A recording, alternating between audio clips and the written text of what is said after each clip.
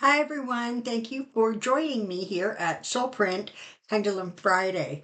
Some really good questions this week, and thank you to Joyce for compiling them and getting them out to me. So, a couple of quick little things. Mm.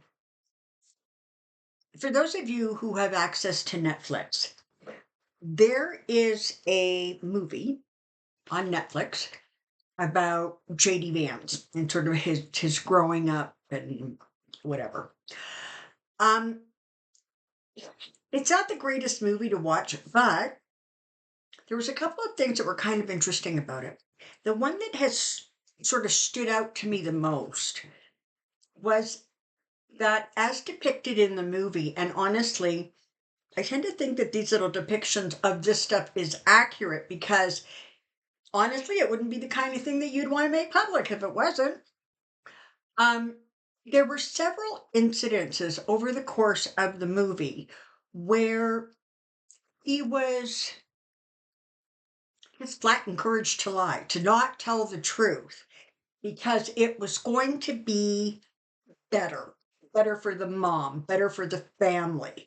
Um, and it made me feel as if he had a very, very slippery hold on the truth. And he didn't have any particular concerns about sorry, I'm just plugging in my computer. About not telling the truth.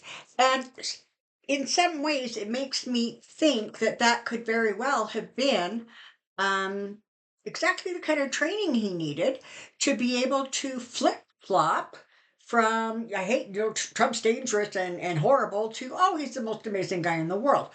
So just right from the get-go, you have, first of all, somebody who was, basically bought and paid for by Teal, and somebody who learned that, you what you say is reflective of the situation you're in, not necessarily what's accurate. So anyways, for me, it kind of made it make sense. Okay. He apparently has had another horrendous, horrendous week, and Trump is not doing any better. He was had a conversation with a group of Black American journalists in front of an audience of Black American journalists, and he was ignorant and he was rude and he was racist. Big surprise. Bottom line is with him, he can't figure out how to campaign against the Kamala Harris campaign. He just can't wrap his head around it. Now, I recorded a video today. It will be released probably on Monday, which is an unusual date for me to release a video. And it's talking about that leap of time, the jump of time that we did. I know Kathy from Professional Aquarian, we talked about it when she was last on my show, but there have been apparently a few other readers who have sort of talked about the same thing. And I wanted to get Spirit to sort of give us a bit of a explanation. So that has been done. That is recorded. You're going to see that on Monday. Um, is there anything else? And I don't know because it's jumped out of my brain. Okay. Um, Lots of questions. Now, the first question had to do with JD Vance overcoming his gayness. Okay, I'm not going to ask the question in part because I don't believe on any level that you could just overcome your sexual orientation. And more than that, I kind of don't really think it's any of our business. So whoever I'm just sorry, I'm not going there. So let's get started with the questions I will answer. Here we go. For those of you new to Pendulum Friday, welcome. When the pendulum goes side to side like that, it means that it's ready to talk and I am protected. Back and forth is yes, show me no. Round and round is no. If it goes still, um, it's just not going to answer the question, right? Sometimes the information isn't known yet, and sometimes it's literally none of our business, and they're not going to tell us. So, who knew? And pendulum also have integrity. Um, does Trump want to get rid of JD Vance? Yes, he does. Is he going to be able to?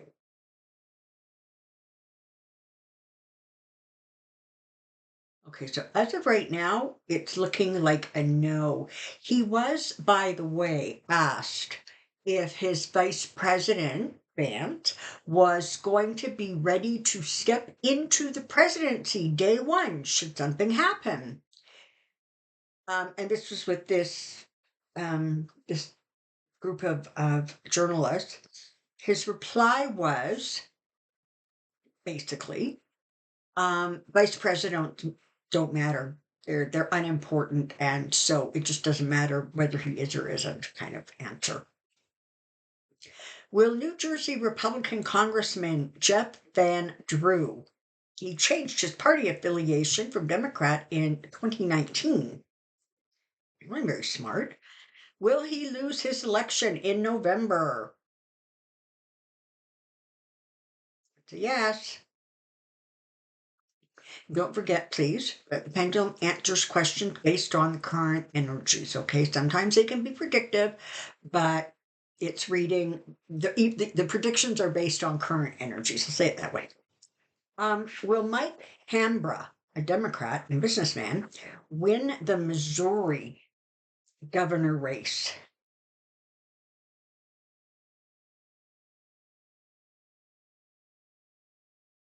Okay, right now that unfortunately looks like a no. If you are in Missouri, what can you do to help turn that no into a yes? Will the Democrat win in the U.S. in November? Okay, will the Democratic win in the U.S. in November influence Canadian politics?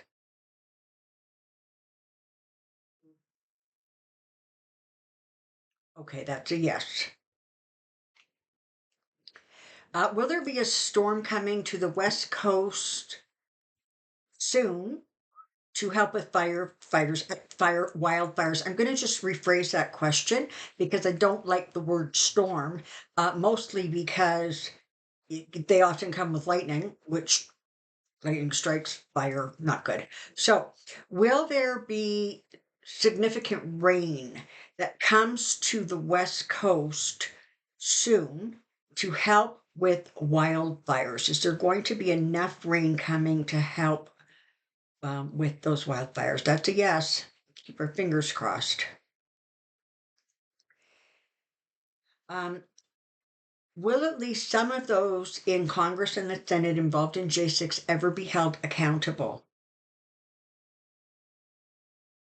Yes, and I have to say, energetically, they are the possibility of that, the energy behind that is much more powerful. It's stronger than it was when Biden was running for reelection.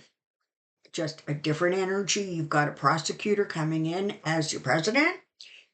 She's going to want, the prosecutions that need to be taken care of, I guess. Um, okay, there have been some leaks regarding a concert benefit for Harris. Supposedly, it is Beyonce and Taylor Swift. Also mentioned along the line Bruce Springsteen. Do you see that coming to fruition before the election? Okay, so is there going to be sort of a star-studded, I'm not going to get into specifics, a star-studded um, concert benefit for Harris between now and the election? Yes. Okay. And is that going to have a powerful positive effect for the Harris campaign? Yes, it will. Okay. Will the Republicans be successful in their plan to steal the election from Harris? No. All right. I want to have a little chat about this. There was some information that, frankly, it came out on the Rachel Maddow show on Monday, where she was talking about all of these 70 Republican election deniers that are in various state elections, and they have pledged to not certify the election results. And that has created a firestorm that has gone on all week, with people being very concerned and very, very worried about it. The first thing I will say to you is, if you have not already subscribed or checked out Resistance Live, I encourage you to do that, particularly her Tuesday show, because she addressed it. Basically, what she has said is, they didn't get away with it the last time. They're not going to get away with it this time. The bottom line is, they try any of those stunts, it's immediately going to go into the court system. And I'm here to tell you that even if somehow it makes its way all the way up to the Supreme Court, it's still not going to keep Harris from assuming the presidency. Secondly, when the numbers are so overwhelmingly large, which is what all of you Americans are going to do and you're working for, and that's where your focus is bringing the biggest turnout like ever, ever, ever, to vote for her, it can't be denied. It just can't be denied. So that's where we're going. All right.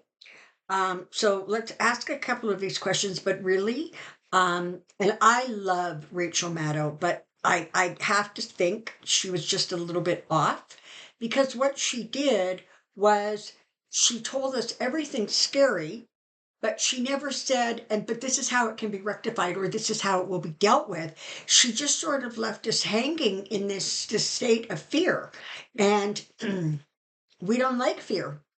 We don't like it in our personal lives. We don't like it here at Soulprint, and we don't like it in the political arena, because it has an impact of sort of reducing voter turnout, and that's not what we're going for. Let's get going. Will the 70 pro-Trump election deniers that work in various state elections that pledge to not certify election results be successful in their efforts? They will not. And that is a very, very strong no, like really strong. All right. It has been exposed that 70 election deniers have been placed in swing states as county election officials. Since they have been identified, will they be removed, and will they be held accountable? Okay, so will they be removed? Okay, I'm not getting an answer. What I'm being told is that some of those positions, in fact, I think most of them, are elected positions. And so, that being the case, they just can't whip somebody out of there. But let's try this. Will they be held accountable should they refuse to do their job appropriately and honestly? Okay, so there's gonna be a ramification if this kind of idea continues. Will the changes to the Electoral College benefit the felon loser? The electoral votes in a state changed with the census. There was one in 2020. Texas gained 2 votes, Michigan lost a vote, North Carolina gained a vote, New York and California both lost one. 2 votes was the most gained, and 1 vote was the most lost. Okay. Is the Electoral College going to be a benefit to the Trump political campaign? No.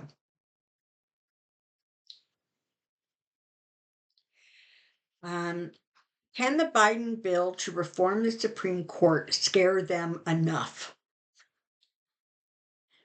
No. Apparently, Alito came out with I will retire and step away from the court under one condition. Oh, the condition? Trump has to win. What is that? Like, how can you sit there and say that you are not being politically motivated when you make statements like that in public?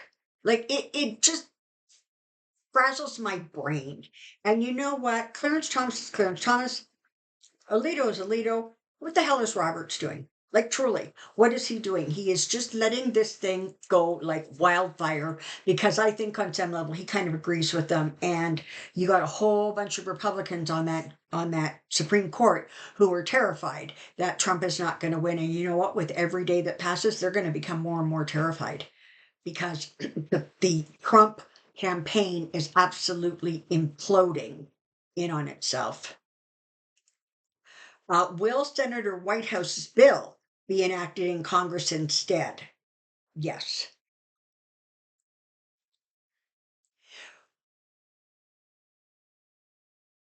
Is it going to be enacted? Are there going to let me how do I want to say this? Is there going to be any significant legislation put through in the time between when the Congress gets sworn in, which will be Democratic led in House and Senate, correct? Okay, yes, that's good. I want to check these things. Will there be significant legislation enacted between that and the inauguration day? Hmm. So it might be that there are some things that can't get through now, but once that new Congress is in place, Biden may still be able to push it through. Well, in the House and the Senate, and Biden can sign it before he actually leaves office. So that could be interesting. All right. Will Kamala ask Mayor Pete Buttigieg to be her running mate?